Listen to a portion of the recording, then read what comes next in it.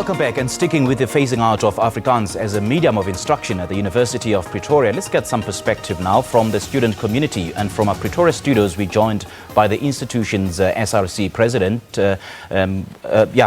SRC member Jacobus Gordier. A very good morning to Jacobus. Thank you so much for joining us and welcome to Morning Live. Good morning, sir. It's a pleasure to be here.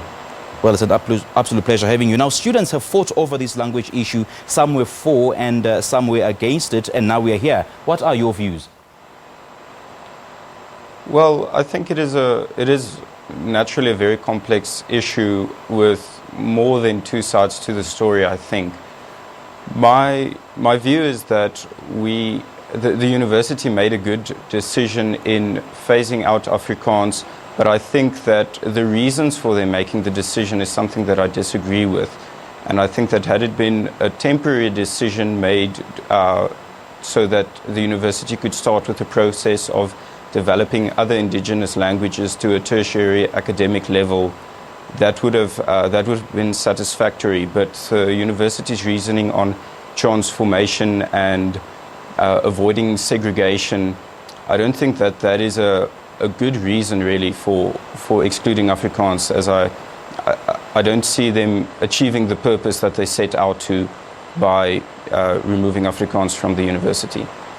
Jacobus, you do realize that Afrikaans Afrikaans has enjoyed privilege over the other languages in South Africa for years. So isn't it a unifying decision to have one official language?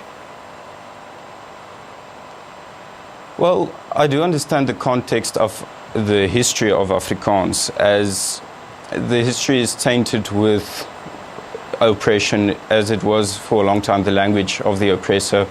I do understand that for a lot of people that the language of Afrikaans carries a lot more weight than just any other language. I do understand that, but as a 20-year-old Afrikaans person, I don't share that history. And to me, my language is just the language in which I think, the language in which I feel. And the same goes for so many other students and so many other people. So to then force a history onto me that I quite frankly did not, I don't carry responsibility for, I don't think that is quite fair. I do understand that the history does create a situation where Afrikaans at the university did enjoy a position of privilege. And so that's why I did say, if the university had phased out Afrikaans for the purpose of finding other, looking for other means to develop other indigenous languages to a tertiary academic level, then that would have been a good thing. But just removing Afrikaans and turning the university into just an English university, which is the only real colonial language that we have in South Africa, I don't think that meets the purpose of transformation, really. Look, the University of Pretoria did say that the decision is as a result of the fact that there's a lesser number of students interested in learning Afrikaans. And the dwindling of the numbers, does it then mean that there are fewer students interested in languages at this point?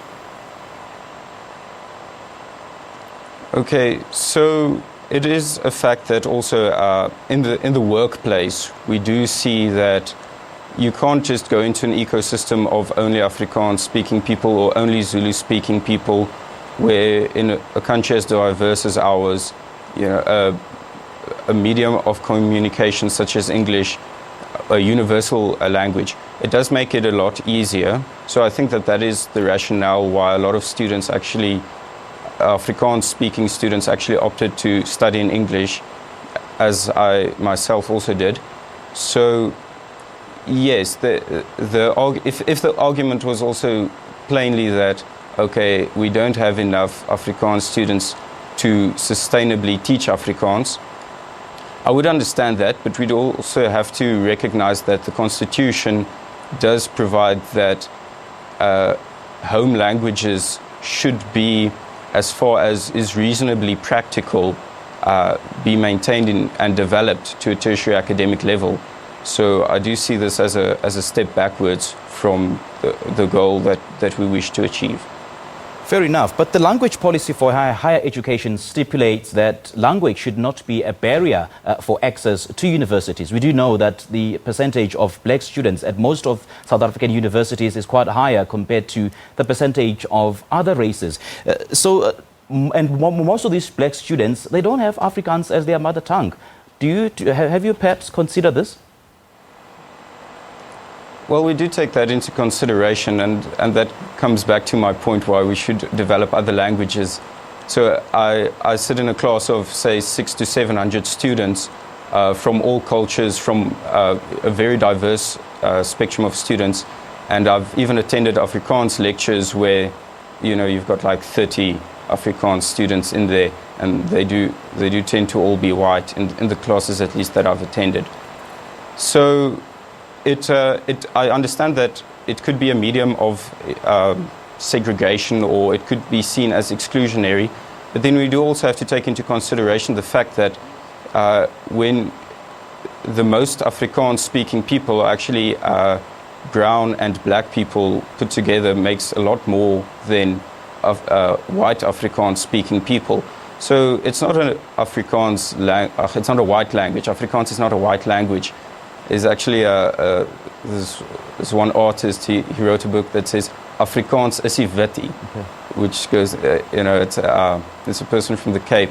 Okay. And and it just goes to say, and it translates to Afrikaans is not white. And so a lot of brown students from the Northern Cape, from the Western Cape, can only speak Afrikaans, and now they are being denied access to universities such as Stellenbosch, such as the University of Pretoria, as English is not a language that they can easily study in. All right. Jacobus, thank you so much for your time. Thank you very much, sir. That was Jacobus Gordier. He's a member of the SRC at the University of Pretoria and will be joined by David Kabwa, also a member of the SRC, after the break, which is right now. This is Morning Live.